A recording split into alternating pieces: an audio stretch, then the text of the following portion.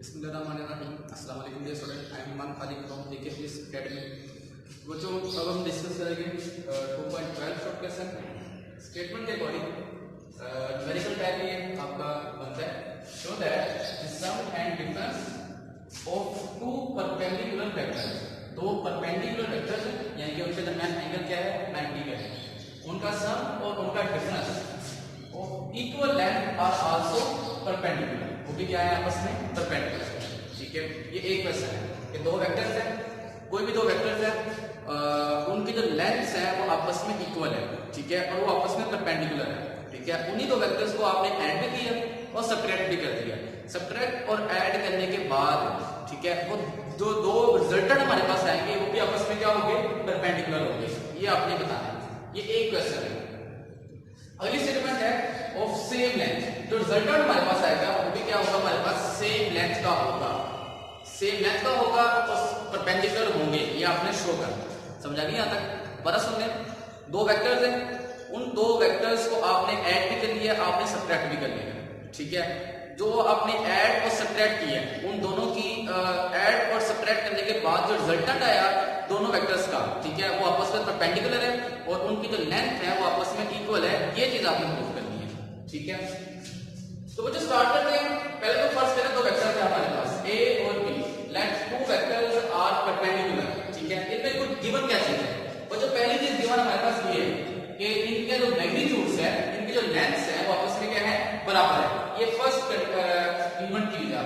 ठीक है, दूसरी गिवन चीज क्या है कि परपेंडिकुलर है, यानी कि A डॉट B, ठीक है, A डॉट B आपका किसके बराबर होगा जी? आपका बराबर होगा 0 के, यानी कि A B cos of 90। Angle क्या है आपका, 90 का। cos 90 किसके बराबर होता है, 0 के बराबर होता है। ठीक है, तो A डॉट B किसके बराबर होगा, 0 के बराबर होगा। ऐसे ही B डॉट A करेंगे तो B डॉट A भी आपका किसके बराबर होगा, 0 के बराबर होगा, क्योंकि इनके दरमियान जो एंगल है वो क्या है, 90 का एंगल है। ये सेकंड गिवन चीज है। उसके बाद बच्चों आपको याद होगा A dot B equal to B dot A। ये कौन सी प्रॉपर्टी थी आपकी, कम्यूटेटिव प्रॉपर्टी। ठीक है, ये तीन बातों के ऊपर आपका सारा क्वेश्चन बेस करेगा। ठीक है, गिवन दे रहा है आपको लेंथ इक्वल है, उसके बाद वेक्टर्स आपके परपेंडिकुलर है, यानी कि उनका डॉट क्या होगा, 0 होगा, और उसके बाद A dot B equal to B dot A ये आपस में बराबर है। यानी कि असल में ये दोनों चीज किसके बराबर है, 0 के बराबर है। क्यों 0 के बराबर है, क्योंकि एंगल क्या है आपका, 90 का है।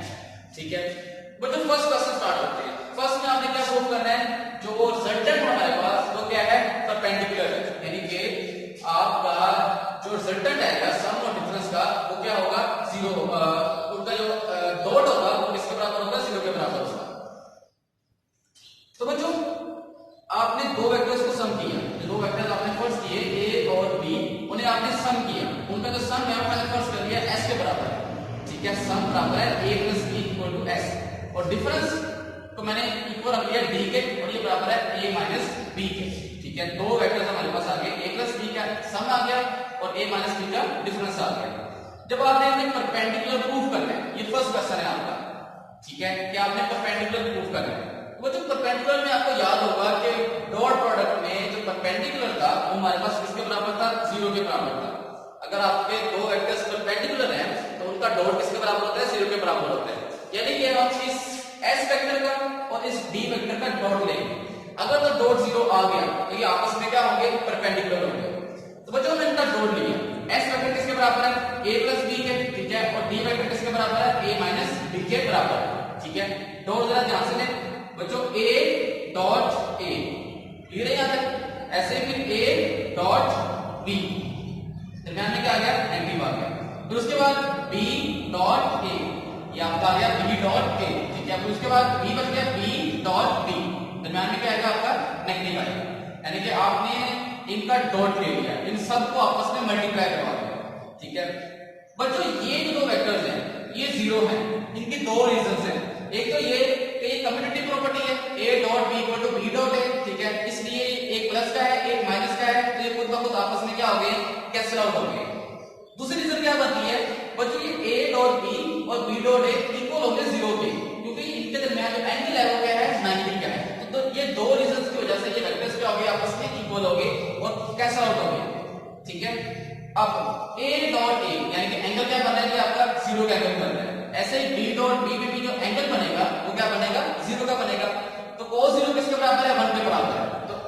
कंडीशन आपकी मॉडिफाई होगी, s dot b equal to a square minus b square. ये a और ये मल्टीप्लाई हो गया a स्क्वायर, ये b और b मल्टीप्लाई हो गया, मेरे पास क्या आ गया b स्क्वायर आ गया। यहां तक समझ आ गई?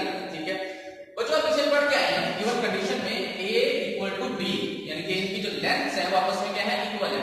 तो मैंने यहाँ पे b की जगह क्या पुट किया, a पुट कर दिया, तो s डॉट b किसके बराबर आ गया, a square minus a square. ठीक है, ये आपस में कैंसिल आउट हो गए, तो इनका जो डॉट है वो इसके बराबर आ गया, 0 के बराबर आ गया।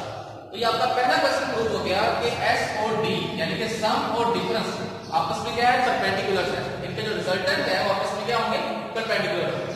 ठीक है, यहाँ तक ये बच्चों आपका सेकंड क्वेश्चन है। आपने ये प्रूव करना है कि जो आपका रिजल्टेंट है, जो आपके सम और डिफरेंस है, ये इक्वल लेंथ के हैं। ठीक है, तो आप simple a plus b equal prove करेंगे a माइनस b के। ठीक है, स्टार्ट करते हैं आप फॉर सम से, s equal to a plus b। बच्चों डॉट में ही आपने पढ़ा था सेल प्रॉपर्टी के बारे में।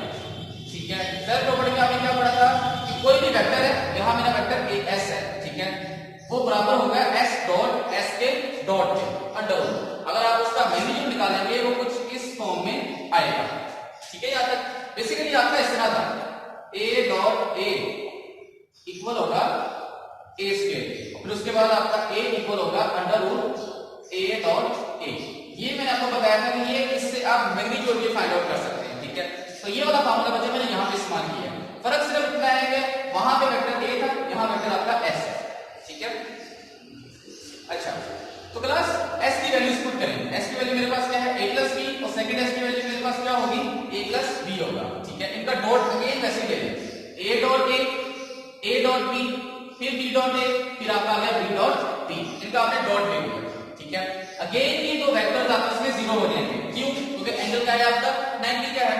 ठीक है, और a डॉट a किसके बराबर हो जाएगा, a स्क्वायर के बराबर हो गया, क्योंकि आपका एंगल किसके दरमियान क्या बन जाएगा, 0 का एंगल बनेगा। और b डॉट b किसके बराबर होगा, 0 के बराबर होगा। ठीक है, तो इनको सिंपलीफाई किया, s इक्वल आ गया a square plus b square. ये इसका मैग्नीट्यूड आपका निकला है, यानी कि लेंथ आपकी निकली है। ठीक है, इसको आपने नाम दिया इक्वेशन 1 का। फिर यही काम आप करेंगे डिफरेंस के लिए।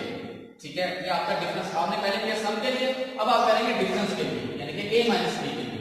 यही इक्वेशन आप यूज करेंगे d equal to d dot d, मतलब की वैल्यूज पुट की है a माइनस b और a माइनस b, इनको मल्टीप्लाई कर दिया। a मल्टीप्लाई हुआ a के साथ, फिर a मल्टीप्लाई हुआ b के साथ।